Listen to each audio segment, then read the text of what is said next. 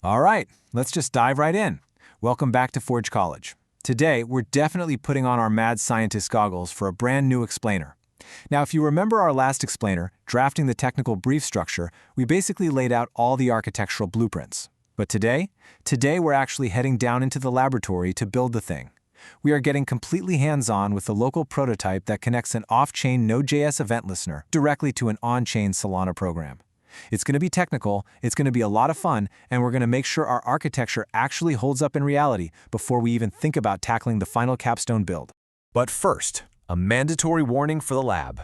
Do not test in production with real money. Seriously, we've all heard the absolute horror stories, right? Someone deploys an untested script to mainnet, there's one tiny little logic bug, and boom, their hot wallet is just completely drained by duplicate transactions. It is literal nightmare fuel. And that is exactly why we're building a safe, local, test kitchen environment today.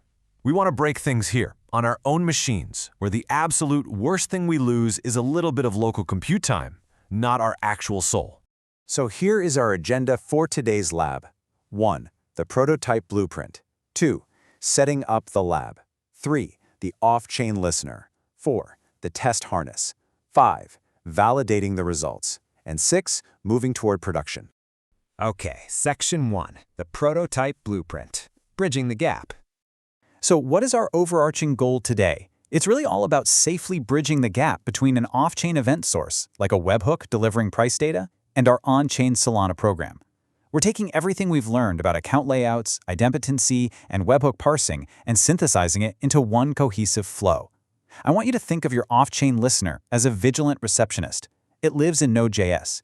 Its entire job is to accept incoming webhooks, rigorously check IDs to make sure the data is actually legitimate, deduplicate requests, and then format everything perfectly. But here's the kicker. The receptionist doesn't actually hold the valuables. The on-chain Solana program is the secure bank vault. It holds the state, enforces the strict cryptographic rules, and only updates the ledger when the receptionist hands over a flawlessly formatted, correctly signed transaction.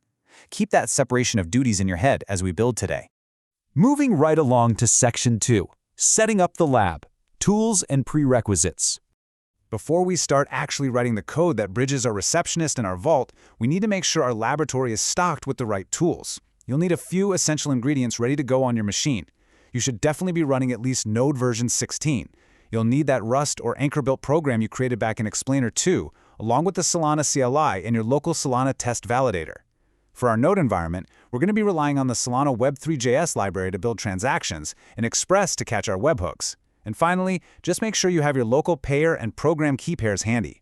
Once you have all of that, just initialize a new project scaffold with a quick npm init, install those packages, and we are ready to code. Section 3. The off-chain listener. Building the core. All right, we are synthesizing our earlier explainers into 3 specific JavaScript files that will act as the brains of our entire off-chain prototype.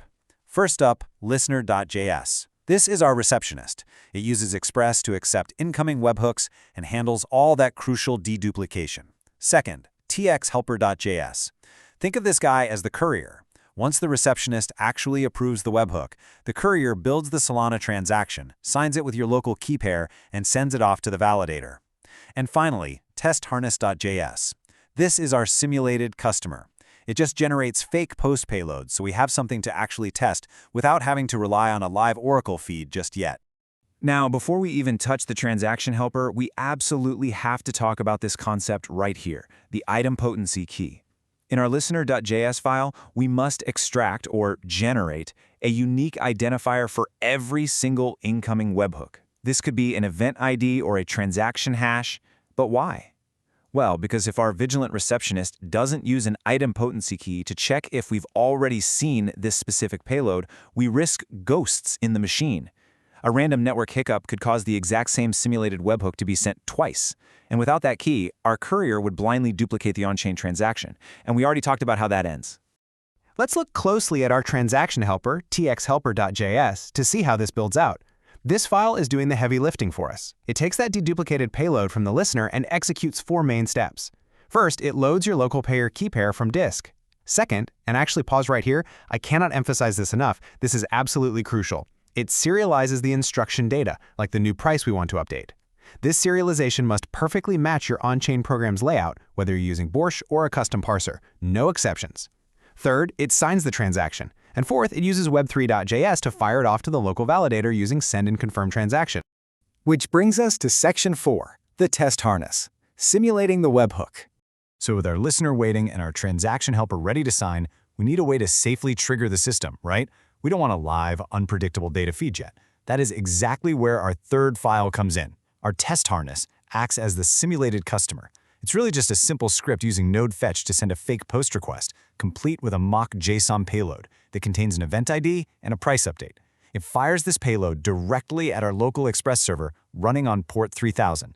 It's essentially just poking the receptionist to see if they're awake and ready to process the data. Section 5. Validating the results. Proving it works. Okay, we've built the machinery, we have our 3 files. Now it is time to put on our lab coats, spin up the local validator, and rigorously validate that our end-to-end prototype actually works exactly as intended. To run this test, you'll want 3 terminal windows open to follow these steps. First, start your solana-test-validator loaded with your program in one window and run your listener.js in the second. Step 2, in your third window, run test-harness.js to trigger the webhook. Step 3, if it works, your listener will immediately spit back a 200 OK status and a Solana transaction signature. Step 4, we'll manually verify that signature, and Step 5, this is the real test. Try running the exact same test harness payload again. If your idempotency logic is correct, the listener will just stop that duplicate dead in its tracks. Now, getting a signature is great and all, but did the state actually change? By querying the actual on-chain account state with the Solana CLI, just pointing it at our localhost URL and the specific account public key, we can inspect the JSON output. If your off-chain serialization matched your on-chain layout, you will see the new price data perfectly updated inside the secure vault. But wait, what if you check the account and the price hasn't updated, or the transaction just fails? That's when you rely on your observability checklist. First, check your listener logs for standard RPC errors. If that's clear, check the validator runtime logs.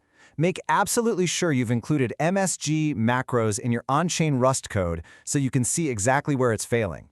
9 times out of 10, and usually around 2 a.m. when you're pulling your hair out, if the transaction goes through but the state is broken, your off-chain serialization in the helper file slightly mismatched your on-chain account layout. Finally, Section 6. Moving toward production. Next steps. Having a functioning local proof of concept is a massive milestone. It proves the plumbing actually works. But we really need to extract the core lessons from this lab before we move to the final capstone build. Your key takeaways from this explainer should be these 3 pillars. First, strictly matching your serialization between Node.js and Solana is non-negotiable. Second, building in idempotency early will save you hours of debugging replay errors later. And third, architectural separation of concerns. Your off-chain listener handles the messy world of webhooks, ingestion, and retries. Your on-chain program simply handles the strict state rules. By keeping them separate, you can scale your off-chain infrastructure later without having to constantly redeploy your smart contract. So, as we wrap up this explainer, I want to leave you with this question. You've built the blueprint and you've proved it locally, but what will it take to harden this prototype for the unpredictable chaos of the real world? We'll tackle exactly that in our next explainer. Until then, keep experimenting, keep building, and remember to visit forge.college to dive deeper into this subject and continue mastering your Web3 journey. Thanks so much for joining me in the lab today.